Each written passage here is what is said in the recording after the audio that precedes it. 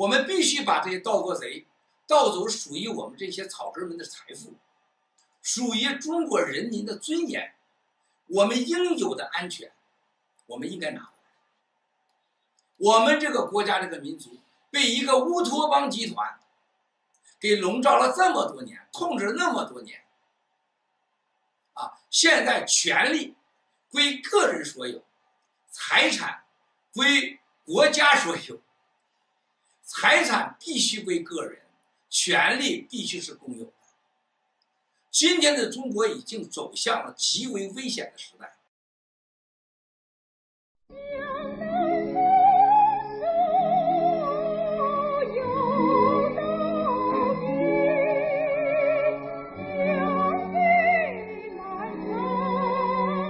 现在在加拿大从事博士后研究的赵雄先生回忆他家庭当时的境况说，公私合营是56年，上半年我好像正在初3的快毕业的时候，当时我家是资本家吧，有一个商店还有一个旅馆。56年的这个公私合营实际上是共产党动用了当时的宣传机器和他的政权吧，逼得你走投无路。他就是鼓动一些个积极分子，像工商联的，像北京的岳松生啦，同仁堂的经理，还有一些人呢，他们带头拥护公私合营，敲锣打鼓的上街。实际上大部分的资本家也都是没有办法，因为实际上在公私合营之前，在3五反和打击反革命吧这些活动当中，资本家已经被整得相当惨了。特别是3五反的时候，我记得当时呢，共产党操纵的工会动员店里的职工揭发，强逼着说是贪污啊、偷税漏税啊，逼着你去承认。我记得我父亲当时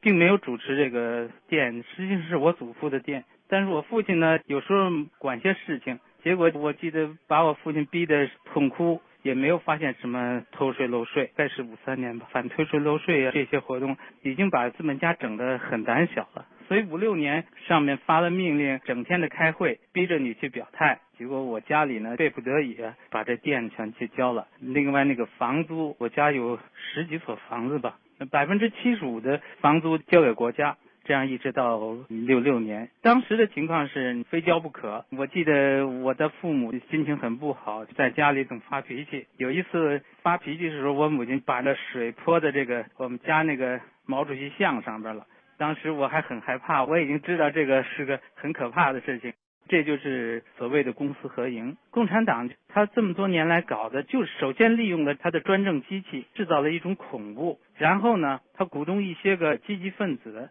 造成一种声势，迫使大家觉得这是一种不可抗拒的潮流吧，所以大家就俯首帖耳的去屈从了。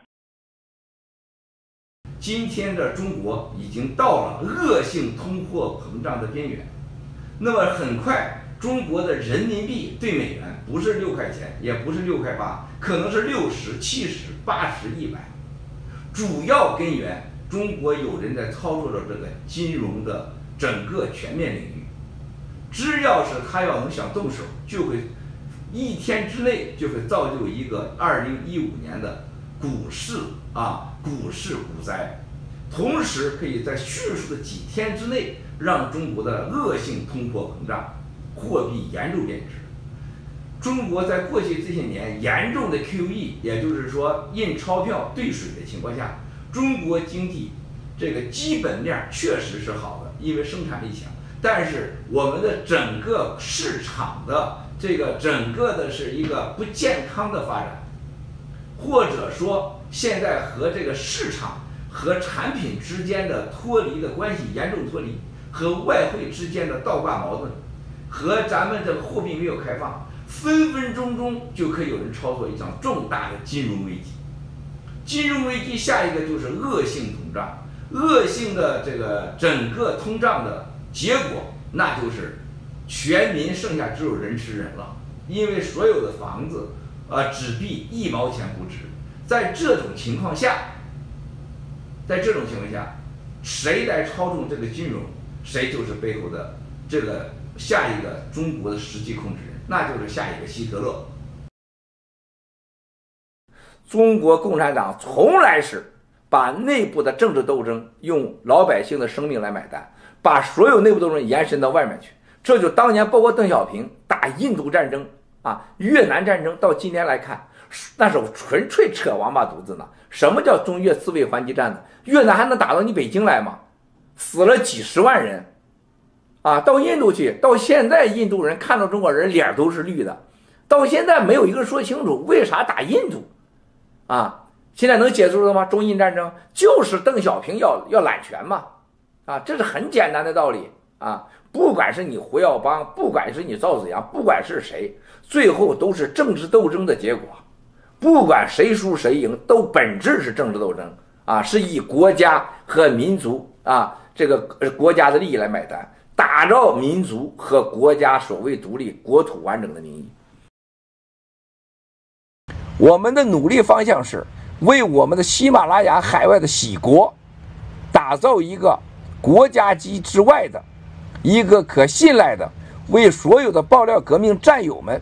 啊一个安全的金融港湾和人身健康安全的港湾，一个可以实现法治民主自由的一个巨大的平台。我们正在努力在海外的某些国家范围内建立一个像当年的新加坡从马来西亚分开之前的这么一个准国家机构，和像梵蒂冈在意大利的这么一个国中治国的机构，是为了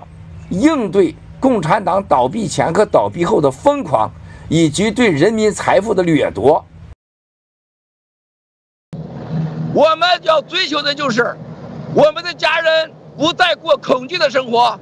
我们的财产不再受掠夺，